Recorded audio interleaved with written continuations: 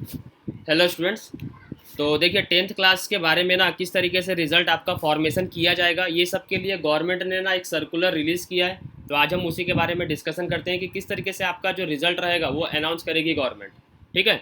तो उन्होंने पूरा एक फॉर्मेट दिया है 5 से 6 पेज का। मैं उसको पूरा अच्छे से आपको बताता हूँ कि किस तरीके से आपका सब कुछ होने वाला है। ठीक है।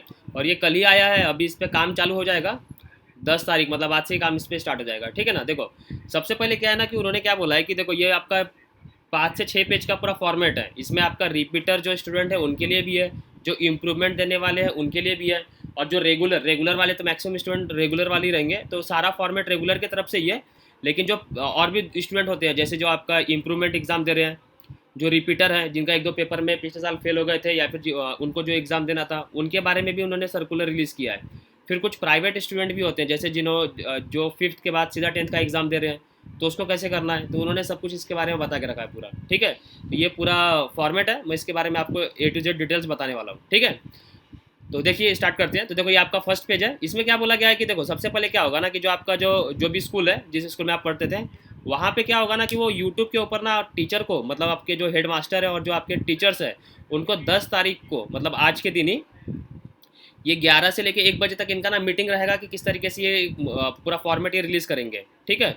उसके बाद क्या है, देखो 11 तारीख को, फिर मतलब 10 तारीख को ये यूट्यूब पे इनका मीटिंग हो जाएगा बोर्ड वालों के साथ। उसके बाद क्या है कि देखो, सेकेंड स्टेप में क्या करने वाले वो, कि 11 से 20 तारीख तक ऐसे स्टूडेंट मतलब देखो क्या है ना कि ये जो आपका जो रिलीज़ करने वाले हैं रिजल्ट, ये तो आपको पता ही है कि 9th और 10th के ऊपर रहने वाला है पूरा। ठीक है। 10th में जो आपने एग्जाम्स दिए थे वो, और 9th में जो आपने एग्जाम्स दिए थे उसके ऊपर होने वाला है। लेकिन कुछ ऐसे भी स्टूडेंट होंगे जिन्होंने समझ लो 9th में एग्जाम ही नहीं दिया है, या फिर स्कूल वालों के पास उनका डेटा प्रेजेंट नहीं है।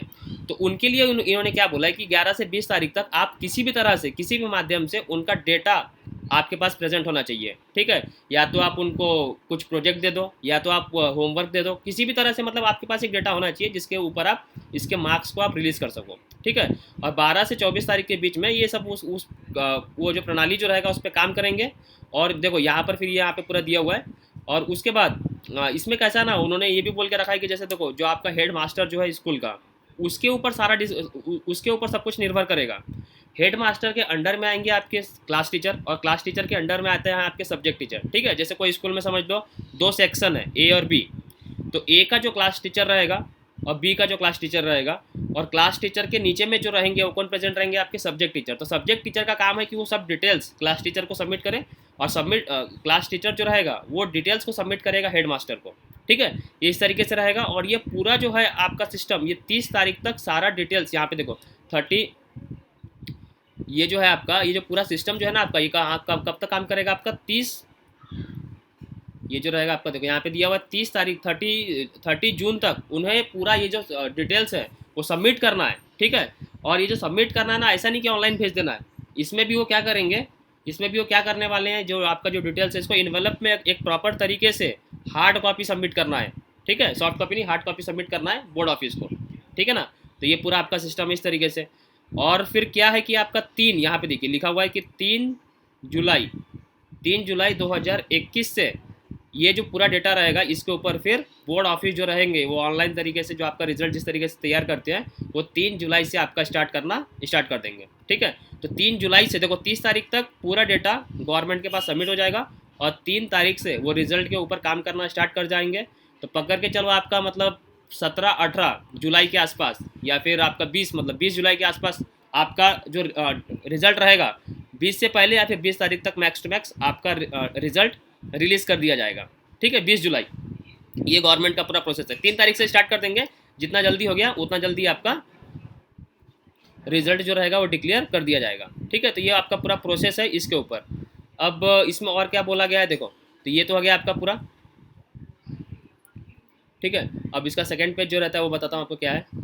अब सेकंड पेज में देखो क्या बोला गया ना कि स्कूल के अंदर में ना आपको देखो यहाँ पे लिखा हुआ है कि 7 मेंबर का एक समिति, एक उन्होंने 7 टीचर का, या फिर मतलब एक 7 मेंबर का ना एक कमेटी उन्होंने उन्हें फॉर्मलाइज करना है यहाँ पे। ठीक है। स्कूल के अंदर ही, अगर वो कर लिए होंगे तो अच्छी बात है, और नहीं करेंगे तो उनको जल्द से जल्द ये रिलीज़ करना है 7 मेंबर का। ठीक है। वही पूरा डिस्कशन करेंगे कि जो आपने, मतलब जो टीचर लोगों ने जो नंबर सबमिट किए हैं स्टूडेंट का, वो सही है कि गलत है। ठीक है। अगर कुछ उसमें करना होगा तो फिर ये जो 7 मेंबर रहेंगे सब कुछ इसी पे डिसाइड होगा आपका। ठीक है। फिर उन्होंने इसके बाद बताया कि किस तरीके से आपका जो मार्किंग सिस्टम है किस तरीके से रिलीज़ करेंगे यहाँ पर, और जो आपका जो भी है मेन, वो कौन रहेगा, आपका स्कूल का जो हेड मास्टर है वो आपका मेन रहेगा। हेड मास्टर के अंडर में आएंगे सब्जेक्ट क्लास टीचर, और क्लास टीचर के अंडर में आएंगे आपके सब्जेक्ट टीचर। तो ये यहाँ पर इसके बारे में उन्होंने पूरा बताया यहाँ पे, ठीक है। तो इस तरीके से है आपका ये पूरा, इसको देख लो, ठीक है। चलो ये हो गया आपका सेकंड, इसमें ज़्यादा कुछ बताया नहीं है अभी। और ये आपको पता भी होगा कि मार्किंग सिस्टम बताता हूँ मैं किस तरीके से वो आपका 100 मार्क में कन्वर्ट करने वाले हैं, ठीक है ना। अब देखो ये काम का है,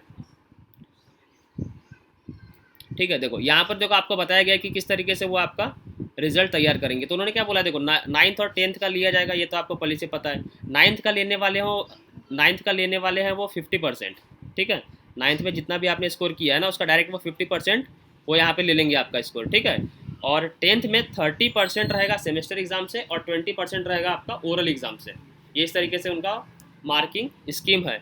अब किस तरीके से करेंगे, देखो जैसे यहाँ पे उन्होंने एक एग्जाम्पल दिया है, जैसे देखो यहाँ पर, जैसे देखो उन्होंने बताया, जैसे देखो ठीक है, जैसे 50 में कन्वर्ट करने वाले हैं। जैसे आपने समझ लो स्कोर आपका हुआ 100 में से 68, ठीक है ना। जैसे आपने जो आपका जो लैंग्वेज पेपर था वो 100 मार्क का दिया, उसमें से आपका स्कोर आ गया समझ लो 68, तो वो क्या करेंगे, सीधा उसको 2 से डिवाइड कर देंगे, तो कितना हो गया 34। मतलब ये जो रहेगा 34, ये सीधा आपका 10th के रिजल्ट में काउंट होगा। समझ में आया ना, मतलब जो आपका 50 में से 34 लेना था 9th वालों में, वो 50 में से आपको 34 हो जाएगा। अब समझ लो किसी का समझ लो 77 आया है, किसी का समझ लो यहाँ पे देखो 77 आया है, तो 77 में क्या करना है आपको, जो 77 है इसमें क्या करना है, इसमें अगर आप 2 से डिवाइड करोगे ना तो आपका स्कोर आ जाएगा 38.5। देखो यहाँ पे दिया हुआ है कितना आ जाएगा आपका 38.5। तो देखो पॉइंट उन्होंने क्या बोला, डायरेक्टली बोला है कि पॉइंट में अगर आपका हल्का सा भी ज़्यादा आ रहा है ना उसको आपको पूरा कंसिडर करके चलना है। जैसे अभी आगे में भी मैं आपको प्रोसेस बताऊंगा, तो कहीं पर भी समझ लो जैसे आ रहा है 38.2 आ रहा है तो आपको 39 ही लेके चलना है। यहाँ पे तो 38.5 आ रहा है तो सीधा वो 39 में उसको कन्वर्ट कर दिया है, ठीक है। लेकिन और आगे भी आपको ध्यान में रखना, जैसे आपका कहीं पर भी समझ लो 17.2 आ रहा है तो आप उसको 18 कंसिडर करोगे, ठीक है। ये उनका पूरा प्रणाली है जिसमें उन्होंने बताया किस तरीके से आपका रहेगा, ठीक है। तो ये हो गया आपका लैंग्वेज के ऊपर। अब ये जो है आपका गणित विज्ञान ये सब जो आप और जो एग्जाम होता है इसके ऊपर, तो ये आपका पार्ट 1 पार्ट 2 में रहता है, पेपर 1 पेपर 2 में। तो उसमें भी उन्होंने ऐसे बोला कि पेपर 1 प्लस पेपर 2 दोनों के मार्क लेना। जैसे यहाँ पे देखो 50 + 50 100, ठीक है। तो जैसे 26 मिला आपको पहले इसमें, 24 मिला दूसरे इसमें, तो 50 हो गया, उसको सीधा आप 2 से डिवाइड कर दो तो 25 आ जाएगा आपका, ठीक है। तो इस तरीके से रहेगा आपका 9th वालों के हिसाब से, ठीक है ना। तो इस तरीके से रहेगा आपका 9th का स्कोर, तो समझ में आ गया होगा कि किस तरीके से वो लेने वाले हैं, ठीक है। तो 9th का स्कोर इस तरीके से रहेगा आपका, और इसके बाद देखते हैं फिर 10th का किस तरीके से रहने वाला है। 10th में आपका जो रहेगा अभी बताया मैंने आपको क्या रहेगा, 50 और 30% में रहने वाला है, ठीक है। 50 और 30 का मतलब है 50 और 30 का मतलब है कि 50 जो भी आपने एग्जाम दिया होगा ना उसके अकॉर्डिंग आपका 50 रहेगा, और जो आपका ये जो रहेगा आपका उसके अकॉर्डिंग आपका 30 मार्क्स रहेगा, ठीक है। 30 मतलब 10th में जो आपने एग्ज़ाम दिया होगा या तो सेमेस्टर एग्जाम्स होगा या फिर जो आपका प्रीलिमिनरी एग्जाम्स होगा उसके अकॉर्डिंग, और अगर वो आपने नहीं दिया हुआ है तो फिर सेमेस्टर एग्जाम्स को कंडक्ट किएंगे वो, और नहीं भी दोनों में किसी के स्कूल में दोनों भी कंडक्ट नहीं हुआ होगा तो उसका फिर अलग तरीके से रहेगा, वो भी मैं आपको बताता हूँ किस तरीके से रहेगा, ठीक है। तो उसके बारे में देखो डिस्कशन करते हैं अभी। इसमें और कुछ नहीं दिया हुआ है, यहाँ पर ग्रेस मार्क के बारे में भी दिया गया है कि अगर आप फेल हो रहे, देखो फेल कोई भी नहीं होगा ये जान लो, ठीक है ना, फेल कोई भी नहीं होगा। तो यहाँ पे जैसे देखो उन्होंने बोला है कि यहाँ पर लिया हुआ है कि अगर कोई इन केस फेल हो रहा होगा तो उसको 5 नंबर का ग्रेस नंबर दिया जाएगा, 35 है 18, ठीक है ना। जैसे यहाँ पे देखो 13 12 इस तरीके से आपके अगर 25 नंबर आ रहे हैं तो आप फेल के कंडीशन में आ जाओगे तो वहाँ पे क्या किया गया है आपका 10 नंबर का ग्रेस लिया जाएगा, ठीक है। तो ये सब एक्स्ट्रा ऑर्डिनरी चीज़ है, मतलब जो कुछ ये सब चीज़ों में आ रहे होंगे उन्हीं के लिए रहेगा ये, ठीक है। चलिए तो ये हो गया आपका ख़त्म। अब नेक्स्ट यहाँ पर हम देखते हैं कि यहाँ पर किस तरीके से वो बता रहे हैं चीज़ों को, ठीक है। अब आओ यहाँ पे देखो, अब इसके बाद क्या बोला गया है, अब 10th के ऊपर देखो ये जो पूरा फॉर्मेट था ये मैंने आपको 9th का बताया कि 9th का किस तरीके से रहेगा। अब यहाँ पर देखो ये 10th का है, 10th में कैसा बताया आपको 30 और 20 रहने वाला है, 30 + 20 इस तरीके से रहेगा आपका, ठीक है। 20 ओरल के मार्क्स है और 30 आपके जो आपने एग्जाम दिया है उसके मार्क हैं। तो वो कैसे लेंगे, देखो उन्होंने जैसे बोला एग्जाम्पल यहाँ पे, जैसे मराठी है तो 80 मार्क का था। अब इसमें देखो आपके स्कूल में हो सकता है कि वो प्रथम सत्र या फिर इसको क्या बोलते हैं सेमेस्टर एग्जाम्स बोलते हैं, और सराव परीक्षा मतलब आपका जो प्रीलिमिनरी एग्जाम होता है ये। तो हो सकता है कि कोई स्कूल में दोनों भी एग्ज़ाम लिया गया होगा, कुछ स्कूल में हो सकता है कि दोनों में से कोई एक ही लिया होगा, ठीक है। तो उन्होंने सारे कंडीशन बता के रखे हैं कि कब आपको किस तरीके से मार्किंग करनी है, ठीक है ना। तो समझ लो कोई ऐसा स्कूल वाला है जिन्होंने ये सराव परीक्षा लिया है खाली, ठीक है, उनके स्कूल में प्रथम सत्र लिया गया ही नहीं था कोरोना के कारण। ठीक है, तो वो क्या बोले, जैसे देखो आपका जो भी स्कोर आया 66, तो उन्होंने क्या बोला है कि ये जो 66 रहेगा ना, इसी का आप 30% निकाल लो। तो 66 का 30% कैसे निकालते हैं, तो क्या करोगे आप, क्या करोगे आप, कुछ नहीं करना है, एकदम सिंपल, परसेंटेज ही निकालना है ना। तो क्या करोगे, देखो आपको 66 नंबर मिला, तो यहाँ लिखोगे 66। ठीक है, कितने में से मिला, 80 में से।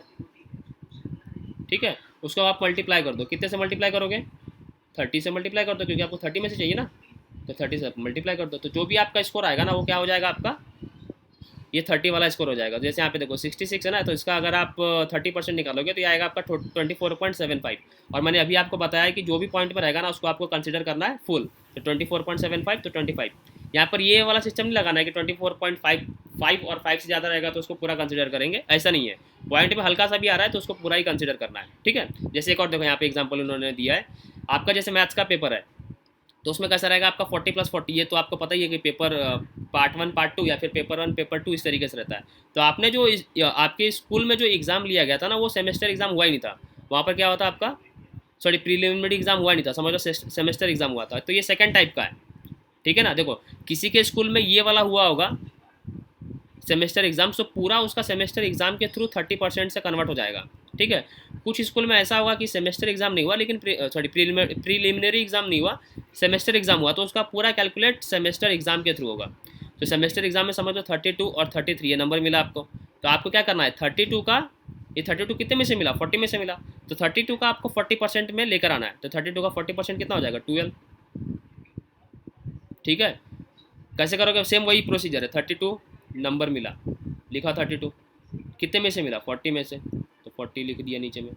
ठीक है, इंटू कर दो, कितने से इंटू करोगे, 30 में चाहिए ना आपको, तो 30 से इंटू कर दो। तो जो भी स्कोर आया आपका ये हो जाएगा आपका। तो यहाँ पे समझ लो कितना आ गया, 12। और यहाँ पर कितना आ जाएगा आपका ये, लेकिन ये 15-15 से लिया जाएगा। ठीक है ना, क्योंकि ये 80 का था ना, तो पूरा एक लेके चला गया।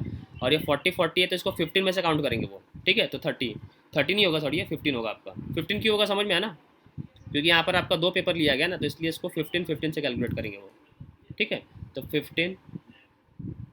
ठीक है, तो इसको आप निकालोगे तो कितना आ जाएगा आपका, ये 12 आ जाएगा। तो 12 का मतलब क्या हो गया, 15 में से 12 नंबर मिल गए। अब वैसे ही आपको दूसरा जो हुआ था पेपर 2, उसमें आपको 33 नंबर मिला। तो यहाँ पर क्या करोगे आप, 32 लिखोगे बस। ठीक है, यहाँ पे क्या करोगे आप, 32 लिख दोगे बस। तो 33/40 इंटू 15, तो वो कितना आ जाएगा आपका, 12.37 आएगा। देखो 12.37, तो मैंने अभी बताया पॉइंट में कुछ भी आ रहा है उसको आपको पूरा कंसिडर करना है। तो 12.37 कितना हो जाएगा, 13, और ये तो 12 है ही, तो दोनों मिला के कितना हो जाएगा, 25। यहाँ पे देखो उन्होंने लिखा भी है 12 + 13, तो कितना हो जाएगा आपका 15। ये पूरा स्कोर, सॉरी 25 आपका स्कोर हो जाएगा आउट ऑफ 80 यहाँ पर। ठीक है, मतलब 30 में से आपको कितना मिल गया, 25 मिल गया। ठीक है, तो यहाँ पर कितना हो गया, ये जो आपका स्कोर था ना, यहाँ पे कितना हो गया आपका, 25 मिल जाएगा, कितने में से, 30 में से। ठीक है, ये हो गया आपका मैथ्स का। और आपका जो मराठी का जो पेपर था उसमें कितना मिला आपको, इसमें भी देखो आपको 25 ही मिला है। इसमें भी देखो आपको कितना मिला है, 25 ही मिला है, कितने में से, 30 में से। तो इस तरीके से आपको ना 30 में से अपना स्कोर आप खुद भी कैलकुलेट कर सकते हो बैठ के घर में कि कितना आपको मिलेगा, और आपका परसेंटेज आप खुद बना भी सकते हो। ठीक है, बशर्ते आपको 9th का पता होना चाहिए, आपका रिजल्ट जो रहेगा वो देख लेना। और 10th का तो मैं आपको बता दे रहा हूँ कि किस तरीके से आपको करना है। ठीक है, अब देखो कुछ लोगों के स्कूल में ऐसा भी हो सकता है कि दोनों ही एग्ज़ाम हो गए थे, कुछ लोगों के स्कूल में ऐसा भी हो सकता है कि दोनों ही एग्ज़ाम हो गए थे, तब कैसे करना है, तो इन्होंने इसके बारे में बताया। ठीक है, जैसे देखो यहाँ पर ये भी पॉसिबिलिटी है ना कि दोनों ही एग्ज़ाम हो गए थे हमारे, तो उसमें कैसा होगा, देखो इन्होंने क्या बोला है कि जैसे देखो दोनों ही एग्ज़ाम हो गया, ये वाला भी हो गया, ये वाला भी हो गया, तो बोर्ड ने क्या बोला है कि आपको दोनों में से जिसमें ज़्यादा स्कोर हुआ है ना, उसी का आपको 30% कैलकुलेट करना है। जैसे आप देखो नहीं समझ में आया कुछ भी, बताता हूँ मैं, टेंशन मतलब। जैसे यहाँ पे देखो आपको 56 मिला है जो आपका सेमेस्टर एग्ज़ाम हुआ था वो, और आपको 72 मिला है जो आपका प्रीलिमिनरी एग्ज़ाम हुआ था वो। ठीक है, ठीक है, कोई प्रॉब्लम नहीं, दोनों में ज़्यादा कौन सा स्कोर है, 72। तो उन्होंने क्या बोला है, 72 का ही आप 30% निकाल लो। ठीक है ना, तो जो स्कूल में दोनों ही एग्ज़ाम हुआ था वो उनके लिए तो बहुत ही अच्छा है कि आपको दोनों में से क्या करना है, जो ज़्यादा स्कोर रहेगा उसी का आप 30% निकाल लीजिएगा। तो 72 का 30% कैसे निकालोगे, सेम वही फॉर्मूला है, 72 जो जितना नंबर मिला वो लिखो, कितने में से मिला वो लिखो, और उसको मल्टीप्लाई कर दो कितने से, जितने में से निकालना उतने में से, 30 में से निकालना ना, 30 से मल्टीप्लाई कर दो, तो कितना आ जाएगा आपका 27। तो लिख दिया 27। वैसे ही अगर आप साइंस का देखोगे तो 40 + 40, ये तो पता ही है 2 पेपर में डिवाइड रहता है। तो पहले पेपर जो था उसका 28, 32, तो कितना नंबर हो गया, 60। तो आप वैसे कर दो 60 डिवाइडेड बाई 80 इंटू 30, तो कितना आ जाएगा आपका, जो भी स्कोर आएगा आ जाएगा, ठीक है ना, इस तरीके से। या फिर आप सेपरेट वाइज भी कर सकते हो, ठीक है। जैसे देखो इन्होंने पहले बताया 60 मिला 55 मिला, तो ज़्यादा कौन सा है 60, तो 60 से आपका परसेंटेज कैलकुलेट हो जाएगा, ठीक है। तो 60 वाले से कैलकुलेट होगा आपका 30%। तो कैसे होगा देखो 28 मिला था, तो 28 का आप निकाल लो 15 में से, तो कितना हो जाएगा 10.5 हो जाएगा, मतलब वो 11 हो गया, ठीक है। और 32 का कितना हो गया 12, तो ये 12 हो गया, तो कितना हो जाएगा पूरा मिला के 23 हो जाएगा। समझ में आया ना। अब कुछ लोगों का डाउट आ सकता है कि सर दोनों ही पॉइंट में आए तो कोई बात नहीं, दोनों पॉइंट में आए तो नंबर आपको बढ़ा के लिखना है। जैसे समझ लो यहाँ पे 12.5 आ रहा है किसी का, यहाँ पे समझ लो आपका 33 स्कोर आ रहा है, 28 और 33 आ रहा है, तो यहाँ पर तो 28 का आपका निकल गया 10.5 मतलब 11, और 33 का अगर आप निकालोगे ना तो 12.37 आएगा, तो आपको 13 कंसिडर करना है। कितना कंसिडर करना है 13 और 11, फिर आपका स्कोर हो जाएगा 24, ठीक है। तो फ्रैक्शन वाला जिसका भी आ रहा होगा डाउट, वो उनको समझ में आ गया होगा कि क्या करना है, किस तरीके से करना है, ठीक है ना, वो सीधा आपका इंक्रीज हो जाएगा, तो कोई प्रॉब्लम ही नहीं है, ठीक है। अब उसके बाद क्या बोला गया है कि देखो कुछ स्कूल में ऐसा भी हो सकता है ना कि दोनों ही पेपर उनका नहीं हुआ है, ठीक है, मतलब सेमेस्टर एग्जाम भी नहीं हुआ है, प्रीलिमिनरी एग्जाम भी नहीं हुआ है, तो वो वाले कंडीशन में उनके लिए भी गवर्नमेंट ने एक नया नियम निकाला है। लेकिन ये तभी आपका इसको तभी वो इम्प्लीमेंट करेंगे जिस केस में दोनों ही आपका जो ऊपर का जो पेपर था वो नहीं लिया गया है तब, ठीक है। अगर दोनों में से कोई भी एक कंडीशन फुलफिल हो रही है तो वो उसको फॉलो करेंगे। अगर दोनों ही कंडीशन फुलफिल नहीं हो रही है तब जाकर आपका ये थर्ड कंडीशन है। थर्ड कंडीशन क्या बोला गया है, कुछ नहीं बोला गया है। इन्होंने क्या बोला है कि देखो अगर नहीं हुआ है तो आप क्या करो, इनको गृह कार्य या फिर जो भी आपने दिया इनको प्रोजेक्ट जो भी दिया है इस स्कूल में, कुछ ना कुछ तो दिया ही होगा कि कितने दिन आपका स्कूल चला है, तो कुछ ना कुछ तो दिया ही होगा, तो आप क्या करो उसके नंबर निकालो। जैसे समझो किसी को होमवर्क मिला होगा तो उन्होंने किया होगा, या फिर असाइनमेंट मिला होगा वो किया होगा, और उनको 15 नंबर मिला है 20 में से, हिंदी का था उसको 15 नंबर मिला है 20 में से, तो उन्होंने क्या बोला है ना कि आप इसी नंबर का आप 30 में से नंबर कैलकुलेट कर लो। तो कैसे करोगे, सेम वैसे ही है, क्या लिखोगे 15 नंबर मिला आपको, तो जिन लोगों को ये वाला सिस्टम लागू हो जाएगा ना उनके लिए तो बहुत ही अच्छा है, ठीक है। जिनके स्कूल में कोई भी पेपर नहीं हुआ होगा उनके लिए तो बहुत ही अच्छा है, ठीक है। तो ये 20 हो गया, और यहाँ पर क्या करना है आपको इंटू कर देना है 30 से, ठीक है। लेकिन ऐसा बहुत ही कम होगा जहाँ पर दोनों ही पेपर ना लिया गया हो, मैक्सिमम केस में ले लिया गया होगा, ठीक है। तो इसमें देखो इसमें करोगे ना तो कितना आ जाएगा आपका 22.50 आएगा, इसको कैलकुलेट करोगे तो 22.50 का मतलब क्या होगा 23 हो गया।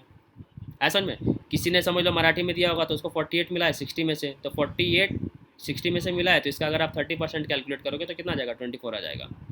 ऐसा में तो ये उन लोगों के लिए लागू होगा जिनके स्कूल में दोनों में से कोई भी पेपर नहीं हुआ है, ना तो सेमेस्टर एग्जाम्स हुआ है ना तो प्रीलिमिनरी एग्जाम हुआ है, तो फिर वो क्या करेंगे असाइनमेंट होमवर्क प्रोजेक्ट इसके अकॉर्डिंग आपका रिजल्ट कैलकुलेट करेंगे, ठीक है। तो तीनों ही केस के लिए आपको समझ में आ गया होगा, और किसी भी हालत में आपका रिजल्ट अब कैलकुलेट हो जाएगा, क्योंकि इतने कंडीशन के बाहर में किसी का कोई भी कंडीशन नहीं होगा, ठीक है। तो ये हो गया आपका। अब आखिरी में क्या है इसको भी देख लेते हैं एक बार।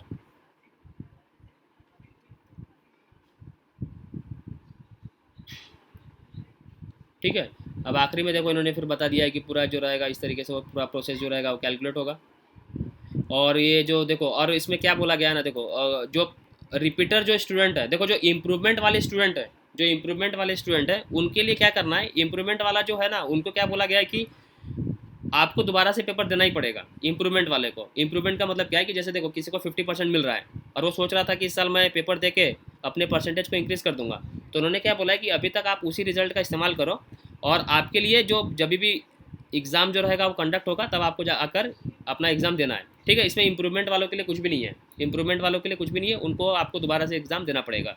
जो स्टूडेंट रिपीटर थे, मतलब जो 5 सब्जेक्ट में पास थे 1 सब्जेक्ट में फेल था, तो गवर्नमेंट ने क्या बोला कि जो 5 सब्जेक्ट जो आप पढ़ रहे थे ना, 5 सब्जेक्ट का जो आपका रिजल्ट निकला हुआ था, तो उसका उन्होंने क्या बोला कि उसका आप एवरेज ले लो, ठीक है। जैसे 5 जो सब्जेक्ट जिसमें आप पास हुए और एक में आप फेल हो गए थे, तो कोई बात नहीं, उन्होंने क्या बोला कि कोई बात नहीं, ये जो 5 सब्जेक्ट आप में पास हुए ना, इसका अब हम क्या करेंगे एवरेज कैलकुलेट कर लेंगे।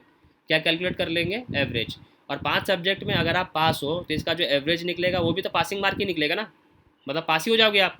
तो ये जो आपका जो भी ये स्कोर था उसमें क्या करेंगे वो उतना स्कोर डाल देंगे, ठीक है। और अगर समझ लो आप 4 सब्जेक्ट में पास हो और 2 सब्जेक्ट में फेल थे, और आप सोच रहे थे कि इस साल में पेपर दे के दोनों ही सब्जेक्ट में पास हो जाऊंगा, तो उन्होंने क्या बोला कि कोई बात नहीं, ये जो 4 सब्जेक्ट में आप पास हो, ये 4 सब्जेक्ट का हम निकालेंगे एवरेज, और ये एवरेज को उठा के डाल देंगे ये 2 सब्जेक्ट में, ठीक है। जो 2 सब्जेक्ट जो आप जिसमें आप फेल हो गए थे, इसमें आप एवरेज निकालोगे, ठीक है। तो इस तरीके से आपका पूरा प्रोसेस रहने वाला है, ठीक है। तो आई होप समझ में आ गया होगा। और जिसको जो भी डाउट रहेगा ना 10th रिजल्ट से रिगार्डिंग, आपको क्या करना है, कमेंट कर दीजिएगा, मैं आपको उसका आंसर कर दूंगा, ठीक है। तो चलिए इसके बाद जो भी रहेगा वीडियो में उसको नेक्स्ट वीडियो में अपलोड करता हूँ।